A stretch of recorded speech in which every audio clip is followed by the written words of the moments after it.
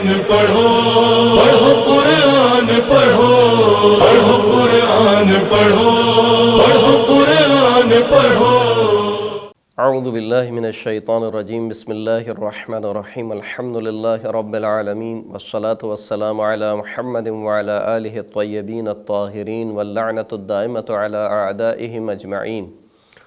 اما بعد، فقد قال اللہ سبحانہ وتعالی فی کتابہ المجید، بسم اللہ الرحمن الرحیم، واضرب لہم مثلا اصحاب القریہ اذ جاءها المرسلون اذ ارسلنا الیہم اثنین فکذبوہما فعززنا بثالث فقالوا انا الیکم مرسلون۔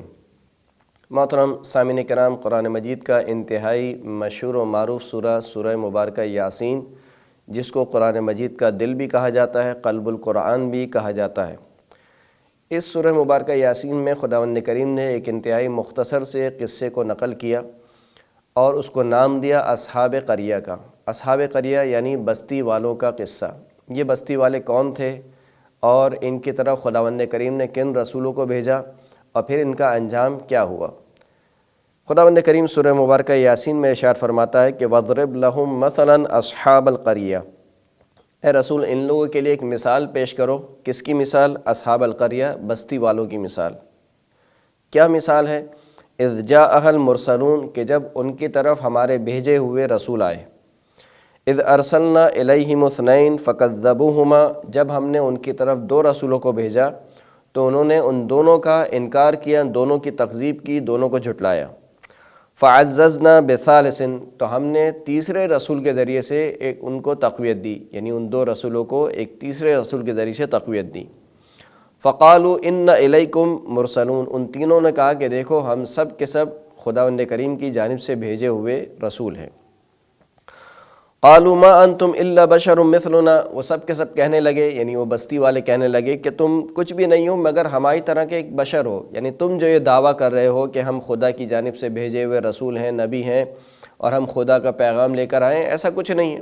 تم ہماری طرح کھاتے ہو، پیتے ہو، سوتے ہو، جاگتے ہو، ہماری طرح چلتے ہو، ہماری طرح دیکھتے ہو، تمہارا جسم ہماری طرح ہے، لہٰذا تم کچھ نہیں ہو سوائے ہماری طرح کے ایک بشر ہو۔ وما انزل الرحمن من شیء، اور رحمان نے کوئی شے بھی نازل نہیں کی۔ ان انتم الا تکذبون، تم کچھ نہیں ہو سوائے اس کے کہ جھوٹوں کے، یعنی تم فقط جھوٹ اور بہتان باندھنے کے، تمہارا اور کوئی کام نہیں ہے۔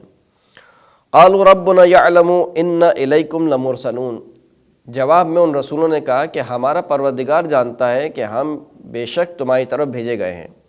یعنی اگر تم یہ کہہ رہے ہو کہ ہم جھوٹ باندھ رہے ہیں، ہم بہتان باندھ رہے ہیں، تو ہم پروردگار کو گواہ بناتے ہیں کہ خود ہمارا پروردگار جانتا ہے کہ اس نے ہمیں تمہاری طرف بھیجا ہے۔ وما علینا الا البلاغ المبین، اور ہم پر تو کچھ نہیں ہے سوائے اس کے کہ ہم واضح طور پر خداوند کریم کا جو پیغام ہے وہ تم تک پہنچا دیں۔ قالوا انا تطیرنا بکم لئن لم تنتہوا لنرجمنکم، ان کی قوم نے کہا کہ دیکھو ہم تم لوگوں کے متعلق ایک فعل بد رکھتے ہیں، یعنی گویا ہم تمہارے متعلق یہ اندیشہ رکھتے ہیں کہ اگر تم باز نہ آئے اور تم نے خدا کے اس پیغام کو پھیلانا شروع کیا، لنرجمنکم، تو ہم تم سب کو، تم تینوں کو سنسار کر دیں گے۔ وَلَيَمَسَّنَّكُم مِّنَّا عَذَابٌ عَلِيمٌ، اور یقیناً ہماری جانب سے تمہیں ایک دردناک عذاب چھو کر رہے گا۔ قَالُوا طَائِرُكُم مَّعَكُمْ، ان تینوں رسولوں نے کہا کہ دیکھو یہ تو تمہاری بدفعلی ہے، یہ خود تمہارے ساتھ، تم اور تمہارا کام جانے۔ اِن ذُكِّرْتُم بَلْ أَنتُمْ قَوْمٌ مُسْرِفُونَ، اگر تم نصیحت لے لو تو تمہارے لیے اچھا ہے، مگر یہ کہ تم سب کے سب حد سے زیادہ تجاوز کرنے والی قوم ہو، یعنی تم جو ہے وہ حد سے بڑھ رہے ہو، اور اب تم جس نہج پر آ گئے ہو، تم عذاب الہی کو دعوت دے رہے ہو۔ یہ ایک قصہ تھا جس کو خداوند کریم نے بیان کیا۔ یہ بستی والے کون تھے؟ وہ تین رسول کون تھے؟ جیسے کہ ہم نے پہلے بھی عرض کیا کہ قرآن مجید نے اپنی داستانوں میں سے اس چیز کو ذکر کیا ہے جو انسان کی ہدایت کے لیے اہمیت کا حامل ہے، باقی ساری تفصیلات کو ذکر نہیں کیا، ان بستی والوں کا نام ذکر نہیں کیا، یہ بستی والے کہاں رہا کرتے تھے ان کا ذکر نہیں کیا، وہ تین رسول ان کے نام کیا تھے یہ قرآن مجید میں ذکر نہیں ہوئے، اگرچہ کہ روایت میں ذکر ہوا ہے کہ یہ جو بستی والے تھے یہ شہر روم کا ایک علاقہ ہے انطاکیہ، وہاں پر یہ تین رسول بھیجے گئے۔ اسی روایت میں اگرچہ کہ ان تین رسولوں کے بارے میں بھی اختلاف پایا جاتا ہے کہ آیا یہ خدا کی جانب سے بھیجے ہوئے رسول تھے یا حضرت عیسیٰ علیہ السلام کے حواری تھے اور حضرت عیسیٰ علیہ السلام نے ان کو ان بستی والوں کی جانب بھیجا تھا۔ لیکن بہرحال قرآن مجید کی صریح آیت ہے کہ ارسلنا، یعنی ہم نے ارسال کیا، ہم نے بھیجا، جو قرآن مجید کی صریح آیت سے سمجھ میں آتا ہے کہ یہ خداوند کریم کی جانب سے بھیجے ہوئے رسول تھے۔ یہ 3 رسول کون تھے؟ ان کے نام بھی روایت میں ذکر ہوئے، اور 2 کے نام صادق اور صدوق یا پولس اور یوحنا ہے، اور تیسرا کا نام شمعون ذکر ہوا ہے۔ جب یہ 2 رسول، اسی روایت میں ذکر ہوا کہ جب یہ 2 رسول اس جگہ پر پہنچے تو یہاں پر ایک بادشاہ تھا جو کہ حکومت کیا کرتا تھا۔ جب انہوں نے اللہ کا پیغام پہنچانا شروع کیا تو اس بادشاہ نے ان دونوں رسولوں کو گرفتار کر لیا۔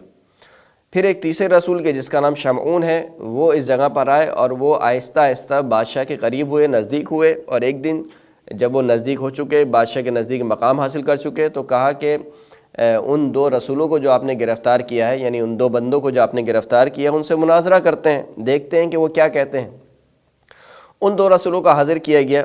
جناب شمعون نے ان دونوں سے کہا کہ دیکھو، اگر تم اللہ کی جانب سے بھیجے ہوئے رسول ہو تو بادشاہ کا جو بیٹا مر چکا ہے اس کو زندہ کر کے دکھاؤ۔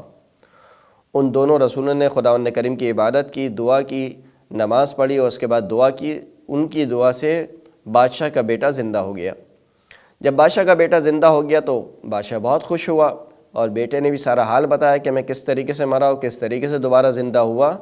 تو یہ معجزہ دیکھ کر بادشاہ اور اس کی قوم ایمان لے آئی۔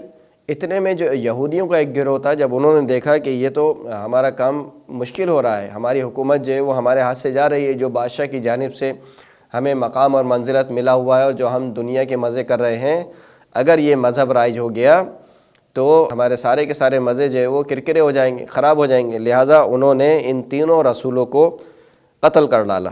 جب انہوں نے ان 3 رسولوں کو قتل کر ڈالا تو نتیجے میں خداوند کریم کا عذاب آیا۔ وہ خداوند کریم کا عذاب کیا تھا؟ ان کانت الا صیحۃ واحدہ فاذا هم خامدون۔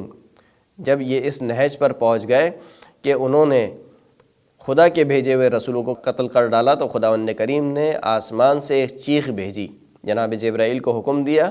جناب جبرائیل نے آسمان سے ایک ایسی چیخ بھیجی کہ جس چیخ کو سنتے ہی سب کے سب راکھ ہو گئے، سب کے سب پست ہو گئے۔ تو یہ اگرچہ روایت بہت زیادہ تطابق نہیں رکھتی ہے اس قرآن مجید کی آیت سے، کیونکہ جو قرآن مجید کی آیت ہے وہ یہ کہ اصحاب قریہ میں کسی بادشاہ کا ذکر نہیں ہے۔ دوسرا یہ کہ جو قرآن مجید کی آیت سے سمجھ میں آتا ہے وہ یہ سمجھ میں آتا ہے کہ تمام بستی والوں نے ان رسولوں کا انکار کیا، لہٰذا وہاں پر ایمان لانے والی کوئی بات نہیں ہے۔ بہرحال جو بھی ہو، یہ روایت نقل کی گئی ہے اس قصے کے ذیل میں۔ جو ہمارے لیے عبرت کی بات ہے، وہ عبرت کی بات یہی ہے کہ خداوند کریم کی نشانیاں، خدا کی حجتیں ہر دور میں ہمارے پاس آتی ہیں۔ یعنی ایسا ممکن نہیں ہے کہ خداوند کریم انسان کو بھیجے اور انسان کی ہدایت کا انتظام نہ کرے۔ لہٰذا ہمارے ذمے یہ ہے کہ ہادی کو تلاش کریں اور بغیر چوچرا اس ہادی کی پیروی کریں۔ اگر ہم نے ایسا نہ کیا تو جیسے گزشتہ قوموں میں عذاب آیا، اگرچہ کہ اس قوم پر، یعنی جو ہم امت آخر ہیں، امت مرحومہ ہیں، رسول خدا صلی اللہ علیہ وآلہ وسلم جو کہ رحمت للعالمین ہے، ان کی رحمت کے صدقے میں اگرچہ کہ ہم پر سے عذاب کو اٹھا لیا گیا ہے، لیکن خدا کے عذابوں میں سے ایک یہی عذاب بہت بڑا عذاب ہے کہ وہ کسی قوم کو گمراہی میں چھوڑ دے اور اس کو ہدایت کا راستہ نہ مل سکے۔ وآخر الدعوانا ان الحمد للہ رب العالمین۔ اللهم صل على محمد وآل محمد